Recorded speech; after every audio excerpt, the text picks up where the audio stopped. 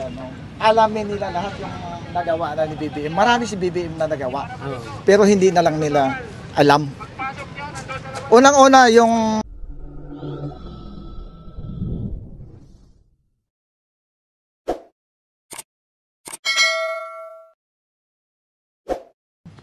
sa totoo lang, madidiskaril yan kasi yung mga activist ngayon, hindi titigil yan. O hindi titigil yung mga aktivista ngayon. Nakikita ko sa Inquirer, ang daming mga nagrarally ngayon against diyan sa Chacha. Pero sir, pabor ka talaga rito rin. Pabor ako sa pabor, kaso lang ipaliwanag nila sa taong bayan. Okay. Oo, i-educate nila yung mga hindi nakaintindi. Pero tayong mga nakakaunawa niyan, okay lang yan. Pero pagka hindi naintindihan ng taong bayan yan, tapos ibato mo sa plebiscite, baka lahat yan, no. Kasi hindi nila naintindihan Oo. Ayan po mga kababayan natin. Sir, ano naman ang masasabi mo dito Saan? sa West Philippines Sea na kung saan sinabi ni Pangulong Bongbong Marcos na hindi basta-basta ito sa China. Ano? Ibibigay. Talagang hindi ibibigay yan kasi Philippine territory yan Kasi yung mga previous administration kasi bininta nila yan Maliwanag na sinabi ni Senator ni spokesman Harry Roque nung diniskas yan. Unang nagbinta yan na presidente, alam mo sino? Si Boy Binta, alam nyo na yun. Bininta niya talaga yung isang island yan. Anong gagawin ng China kung papayag ba ang China ay nagbigay na siya ng malaking pera tapos tiway na lang. Mahirap yata. Yun dapat pag-aralan nila ng mabuti yan. Kasi ang China hindi basta-basta mag-claim yan kung walang dahilan. Oo. May dahilan yan. Unang-una, tuso kasi itong tong si Uncle Sam. Kasi bakit nyo pinaalam kaagad sa buong mundo ang oil exploration yan na mas mayaman pa yan kaysa sa Saudi Arabia pag na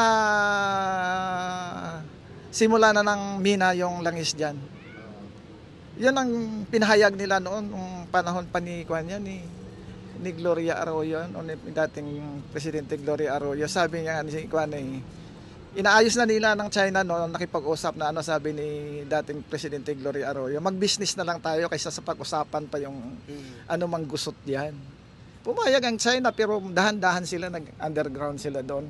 Una dating pinatay lang nila yan sabi nila yan ay yung kubo-kubo para sa mga mangingisda na may masilungan. Kubo, bakit ganun na kalaki yan? No?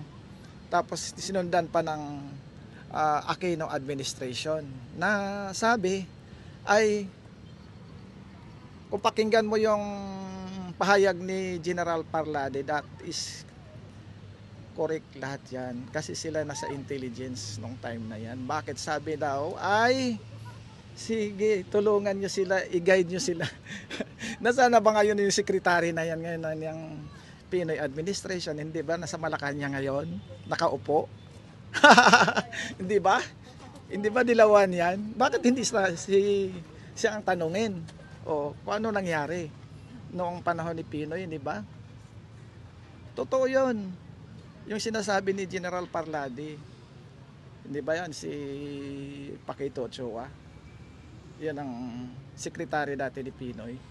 O ano masasabi niyo ngayon, nandiyan na sa Malacanang, nagbabalik sa Malacanang. Ang isa pa dyan, yung kritiko dati din, si Barry Gutierrez. Bakit nandiyan lahat sa ngayon? Ano nangyayari sa ating lipunan? Na nung campaign yan ay kritiko ni BBM yan. Kawawa lang si BBM. Diyan sa pangyayari na yan. Yung dating mahigpit na kritiko ni BBM ay nasa tabi niya na ngayon. Pwedeng pumalit ng kulay agad-agad. Ayun lang ang masasabi ko doon. Kasi nakakagulat na kung sino pa yung tumulong ng kampanya niya, wala pa na sa position, kundi yung mga kritiko at saka nandiyan na ngayon. Yan lang po aking masasabi, matatanong sa ating administration ngayon, no? Ayan. Pabor ako na pabor. Basta i-educate yung tao para maintindihan niya yung kanyang binubuto. Malamang-lamang, isabay nyo sa kwan. Kung gagana ang makinarya ng mga aktivista na yan, huwag lang dadayain na naman sa bilangan. No? Kahit sasabihin natin ang bilangan ay electronic. Pero dapat manual na lang bilangan ng yes or no para walang hinala ang taong bayan. Sir, may tanong naman ako sa'yo. Ano naman ang masasabi mo sa pakikipag-alyansa ni Pangulong Bongbong Marcos sa iba't ibang bansa? Ay walang masama, maganda. Yan kasi pabor din sa atin yan kasi kung walang pakikipag-alyansa, pakikipagkaibigan no man is an island. Pabor ako doon. Tsaka bubuli-bulihin lang talaga tayo. Hindi naman sa pagbubuli-buli kasi kailangan may pagkaunawaan yung mga bawat bansa. Friendly one. Yun ang sinasabi nga noon panahon pa ni PRRD na no one is enemy. Kaibigan lahat, di ba? Pero sir, ano masasabi mo sa pagbubuli-buli ng mga China sa mga mangingisda natin? Ang masasabi ko kailangan kausapin mismo yung presidente ng China. Kaklaruhin ng maigi yan. Kasi hindi ba kaibigan daw sinatoring tapos yun pala iba naman ang hidden agenda. Hindi ba kaibigan naman ni PBBM sino tawag to, yung presidente ng China. Kausapin niya ng tao sa tao para matigil na yung pambubuli na yan. Kasi may alam mo may mga second party yan na nakikialam na mamagitan doon. Hindi dapat si Xi Jinping yung direct na kausapin kasi siyang presidente para matigil. Kasi nung panahon ni Pangulong Duterte, di ba si Xi Jinping ang kinakausap para maiwasan yung pambubuli sa West Philippine Sea. Ganon din dapat ang gagamitin ng BBM administration po. Kasi pag walang pag-uusap yan, tuloy-tuloy yan. Yung pambubuli nila dyan.